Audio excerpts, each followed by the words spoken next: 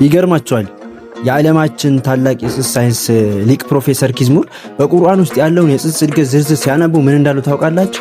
ይህ መረጃ ከፈጣሪ እንጂ ከሰው ሊመጣ አይችልም በማለት ሳይንስ ከቁርአን በታች መሆኑን መስክረዋል። አላህ ሱብሓነሁ ወተዓላ በሱረቱል ሙእሚኑን አንቀጽ 14 ላይ እንዲህ ይላል ثم خلقنا العلقة فخلقنا العلقة مضغة ከዚያም ጠብታዋን የረጋ ደም አደረግናት የረጋውንም ደም ቁራጭ ስጋ አደረግን።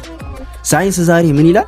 ፕሮፌሰር ኪዝሙር ጽንሱ ሙድጋ የታኘከ ስጋ በሚባልበት ደረጃ ላይ በጽንሱ ጀርባ ላይ ያሉት ምልክቶች ልክ በጥርሳችን ስጋ ስንነክስ የሚወጣው ምልክት እንደሚመስሉ አረጋግጠዋል።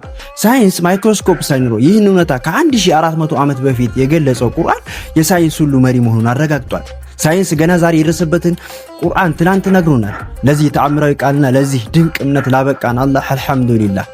ይህን እውነት ለዓለም እንዲታወቅ ሼር አድርጉ። ለተጨማሪ ድንቅ ምስጢራት ዲኖን ደርስን ይከተሉ።